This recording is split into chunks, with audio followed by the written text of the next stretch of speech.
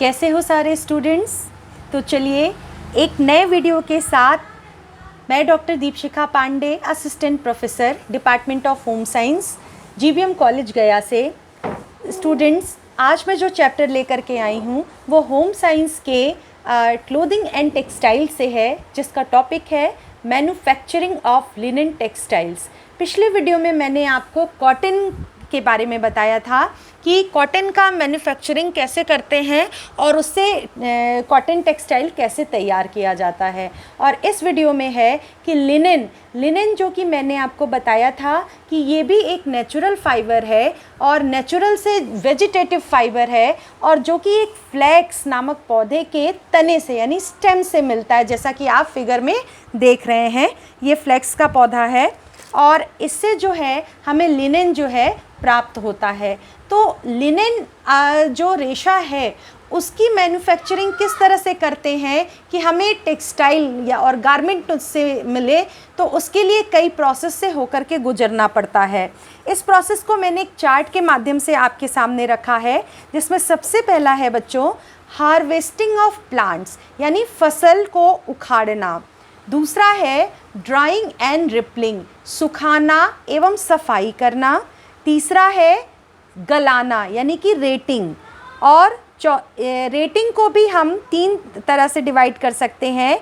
Water rating यानी पानी द्वारा गलाना, ओस द्वारा गलाना यानी ड्यू रेटिंग, और केमिकल रेटिंग यानी कि रसायन विधि द्वारा गलाना। अगला होता है स्कचिंग। स्कचिंग मतलब होता है तोड़कर कूटकर रेशे अलग करना। और अगला है स्पिनिंग। स्पिनिंग मतलब कताई करना। विविंग मतलब बुनाई करना। और फिनिशिंग जो कि लास्ट प्रक्रिया होती है, अंतिम प्रक्रिया होती है, इसको कहते हैं परिसज्जा देना। ठीक है, तो चलिए हम लोग स्टार्ट करते हैं। आज का फर्स्ट जो है हेडिंग है हार्वेस्टिंग। हार्वेस्टिंग का मतलब क्या होता है बच्चों?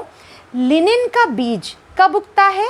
अप्रैल से मई माह में बोए जाते हैं, यानी उसके जो बीज कब बोए जाते हैं? अप्रैल से मई माह में, जो 3 माह के बाद अगस्त माह तक पककर तैयार हो जाता है। और पौधे का रंग भूरा पड़ जाने पर इसे पका हुआ हम लोग समझ लेते हैं, यानी कि जब पौधे का रंग भूरा हो जाए तो हम लोग उसको पका समझ लेते हैं। और इसके तने को काटा नहीं जाता, बल्कि जड़ के सहित यानी जड़ सहित इसको क्या कर लिया जाता है? उखाड़ लिया जाता है। क्योंकि बच्चों ये जान लो, तना काटने से जो रेशे की गुणवत्ता जो है और प्राकृतिक रंग पर उसका जो है प्रभाव खराब पड़ता है। क्योंकि पौधे में एक तरल रस जिसे सैप कहते हैं, इस पौधे में एक लिक्विड भरा रहता है जिसको सैप कहते हैं, वो सैप सूख जाता है। और साथ ही रेशे की लंबाई भी क्या होती है? वो छोटी होती जाती है। इसके बाद इनके बंडल बनाए जाते हैं। मान लीजिए गन्ना है, गन्ने को आप क्या करेंगे? जड़ सहित उखाड़ लेंगे और उसका एक बंडल बना लेंगे। तो वही हार्वेस्टिंग है, जो कि लिनन के पौधे को, जो फसल है उसको उखाड़ा जाता है। ठीक है, उखाड़ने के बाद सुखाना और सफाई करना। इसमें हम लोग क्या करते हैं? जो फ्लैक्स के बंधे हुए बंडल हैं, इनको क्या करते हैं? हम लोग धूप में सूखने के लिए छोड़ देते हैं, और सूखने के बाद पत्तियां और बीज उससे अलग कर लेते हैं। ये कार्य हम लोगों को बहुत ही सावधानी पूर्वक करना रहता है, ताकि रेशे ना टूटने पाएँ। आजकल क्या होता है, ये काम मशीनों द्वारा भी किया जाता है, और सफाई करने के बाद से पुनः बंडलों को बांध दिया जाता है। अगला है रेटिंग। रेटिंग मतलब होता है गलाना। ये प्रक्रिया लिनन टेक्सटाइल बनाने की बहुत ही महत्वपूर्ण प्रक्रिया होती है। इसमें बच्चों क्या करते हैं, जो साफ़ किया गया फ्लैक्स यहाँ पर था, बंडल जो था, उसको गलने के लिए हम लोग पानी में क्या करते हैं? छोड़ देते हैं। और ताकि पौधे का जो ऊपरी जो उसका सिरा है यानी जो छाल है वो गलकर मुलायम हो जाए, और साथ ही रेशों को आसानी से बांधने वाले पदार्थ जैसे पेक्टिन, मोम, गोंद भी गलकर ढीले हो जाएं, और पौधों को गलाने में आसानी हो। तो ये पौधों को गलाने की जो प्रक्रिया है रेटिंग, वो 3 तरह से की जाती है। सबसे पहले क्या करते हैं? Water rating. इसमें क्या करते हैं हम लोग बच्चों? इस विधि से गलाने के लिए हम लोग पौधे के बंडल को बांधकर 2 सप्ताह यानी 2 वीक तक हम लोग पानी में डुबा करके छोड़ देते हैं। और पौधे में पानी पूरी तरह से डूबे रहे, इसके लिए बंडल के ऊपर हम लोग एक वजनदार कोई भी चीज़, पत्थर उत्थर जैसे है, उसको डाल देते हैं। और पानी की गति क्या करते हैं, रोकने के लिए मेड़ बना देते हैं। और पानी में डूबे रहने से इस पौधे में क्या होता है, फर्मेंटेशन प्रोसेस होता है, ठीक है, खमीरीकरण की प्रक्रिया होती है, जिससे इसमें बैक्टीरिया उत्पन्न हो जाते हैं। और ये बैक्टीरिया पौधे के पेक्टिन को क्या करते हैं, खा जाते हैं। और खा जाने के बाद क्या हो जाता है, जिससे रेशे एक दूसरे से अलग हो जाते हैं। जो फर्मेंटेशन की प्रक्रिया होती है वो अच्छी प्रकार से हो, इसके लिए बंडल को धीरे धीरे बहते पानी अथवा रुके पानी में डालना चाहिए। मान लो अगर तीव्र प्रभाव वाला पानी हम डाल देते हैं तो उसमें बैक्टीरिया ठीक प्रकार से ग्रो भी नहीं कर पाएगा और शीघ्र उसको काम भी नहीं कर पाएगा और ये जल्दी नष्ट भी हो जाते हैं। इसलिए उत्तम प्रकार के रेशे हमको प्राप्त नहीं हो पाते हैं। तो आवश्यकता से अधिक गलाने पर रेशे कमज़ोर पड़ जाते हैं। अगला है ओस द्वारा गलाना। अब ये प्रक्रिया कैसे करते हैं, कई देश में जहाँ अधिक ओस और ठंड पड़ती है वहाँ पौधों को गलाने की प्रक्रिया हम लोग ओस विधि द्वारा करते हैं। पौधों को घास पर क्या करते हैं, खुले मैदान में बिछाकर 19-20 दिन तक उसको रखा जाता है। और रात में ओस पड़ने से नमी और दिन में सूर्य की जो गर्मी मिलती है, इस नमी और गर्मी और बारिश के पानी के कारण से पौधों में क्या होता है, फर्मेंटेशन की प्रक्रिया हो जाती है, ठीक है। और ऊपरी छाल मुलायम हो जाती है और रेशे जो होते हैं वो तने से अलग हो जाते हैं, ठीक है।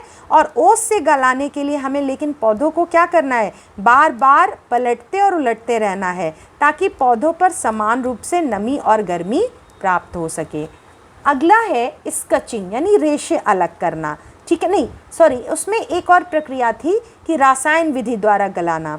लिनेन को रासायन विधि से गलाने की प्रक्रिया भी की जाती है, ठीक है, क्योंकि इस प्रोसेस में हम लोगों का एक तो कम समय लगता है और तने से जल्दी ही छाल जो है वो अलग हो जाता है। इसके लिए सोडा ऐश, ऑक्सैलिक एसिड और कास्टिक सोडे को गर्म पानी में डालते हैं और इस गर्म पानी में पौधे को डालकर क्या करते हैं, कुछ दिन के लिए छोड़ देते हैं।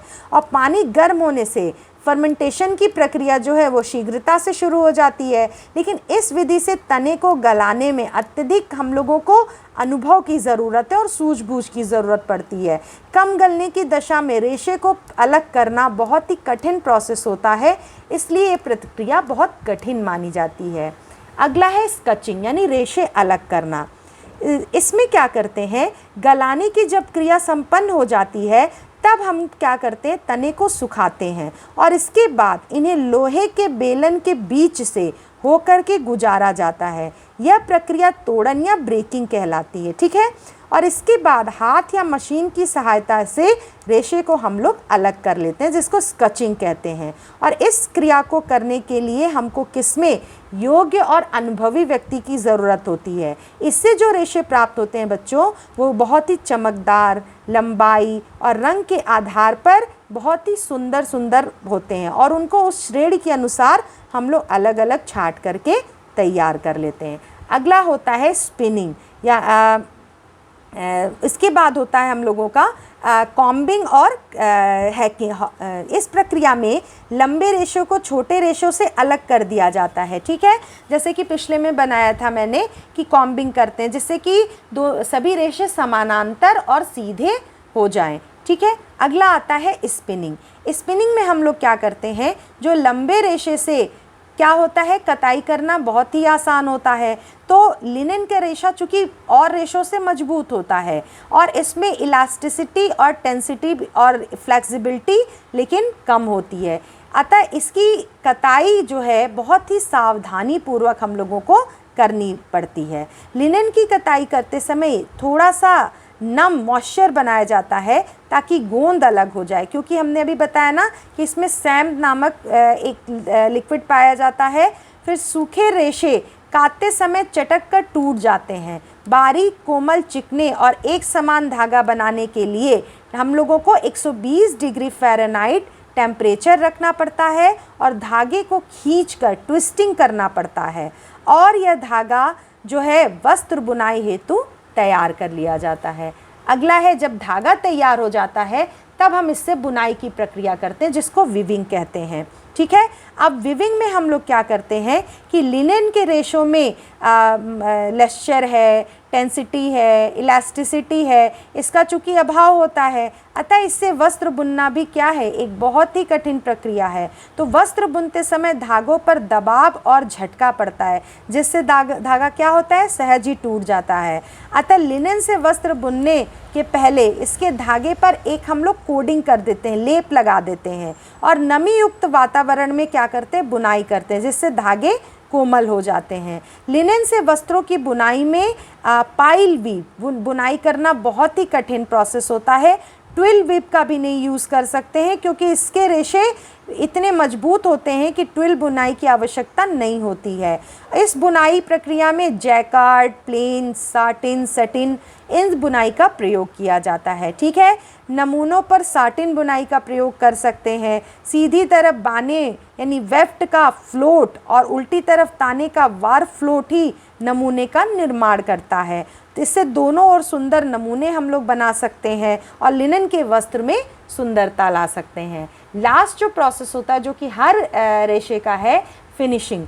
फिनिशिंग में क्या करते हैं, जब वस्त्र तैयार हो जाता है तो उसकी हमें परिसज्जा करनी आवश्यक है। इससे वस्त्र में सुंदरता आती है, गंदगी हटती है और वस्त्र को जिस योग्य बनाना रहता है हम उस तरह वस्त्र को तैयार कर लेते हैं। फिर उसमें सबसे पहले हम ब्लीचिंग करते हैं। ब्लीचिंग करने के बाद हम उस पर डाइंग और प्रिंटिंग कर सकते हैं और कपड़े को सुंदर और आकर्षक बना सकते हैं। तो इस प्रकार जो लिनेन जो कि एक नेचुरल फाइबर है जो कि फ्लेक्स नामक पौधे के तने से हम लोग प्राप्त करते हैं, उससे हम लोगों को गारमेंट बनाने के लिए सबसे पहले हार्वेस्टिंग यानी फसल जो उगा है उसको उखाड़ना रहता है। उसके बाद जो है सुखाना, उसको सुखा करके हफ्ते 2 से 3 हफ्ते तक उसको सुखाते हैं। फिर बंडल बना करके सफाई करने के बाद बंडल बना लेते हैं। फिर बंडल को क्या करते हैं, गलाते हैं, पानी में डाल करके 1-2 सप्ताह तक छोड़ देते हैं ताकि वो गल जाए। गलने के बाद उसके रेशे निकल जाते हैं। फिर उसके रेशे को निकाल करके अलग करते हैं,